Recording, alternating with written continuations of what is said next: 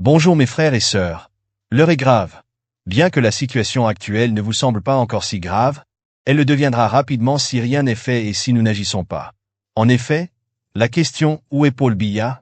ne se pose malheureusement pas pour la grande majorité des Camerounais, car ils ignorent les conséquences dévastatrices d'un tel questionnement, qui reste sans réponse depuis des semaines.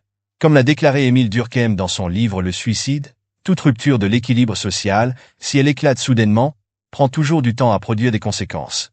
Cette citation m'amène à me demander quelles pourraient être les conséquences de cette rupture de l'équilibre social, dans notre contexte de non-communication ou d'incertitude sur la vie ou la mort du président Paul Biya.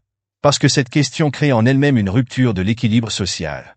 Mais rappelons qu'objectivement et d'emblée, notre Constitution a répondu à cette question. Examinons les conséquences à long terme si cette question reste sans réponse.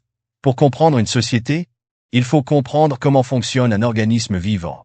Imaginez que le cœur, organe principal du corps humain, ne puisse plus jouer son rôle de pompe à sang, ou qu'il soit transplanté dans un autre corps. Le corps principal pourrait-il survivre sans cœur ou fonctionner avec un cœur transplanté? De même, lorsque le président de la République est incapable de jouer son rôle ou de prétendre le jouer depuis la Suisse, cela crée un dysfonctionnement, voire un dysfonctionnement existentiel de notre société. Il est donc clair que notre société ne survivra pas longtemps sans son cœur. Il va falloir rapidement le remplacer si nous voulons avoir une chance de survie. Maintenant, quelles sont les conséquences à long terme de cette situation? Économiquement, cela créera un mauvais climat des affaires, tant au niveau macroéconomique que microéconomique. Socialement, le marasme économique aura un impact sur la vie des Camerounais, rendant la vie plus chère et accentuant la perte des valeurs morales et sociales. Nous verrons une augmentation de l'insécurité, des féminicides, des infanticides et de la consommation de drogue, menant à une société d'anomie, comme l'a décrit Durkheim, une société dépravée au bord d'une révolution sociale. Politiquement, la pression sociale sera plus forte que la capacité de résilience. Un gouvernement tentant de maintenir l'ordre sera confronté à une population en quête de son existence, menant à une révolution et à une contestation du pouvoir en place, une révolution qui pourrait marquer la rupture totale du néocolonialisme français. Pour rappeler que le peuple camerounais n'est pas le seul qui pourrait en souffrir.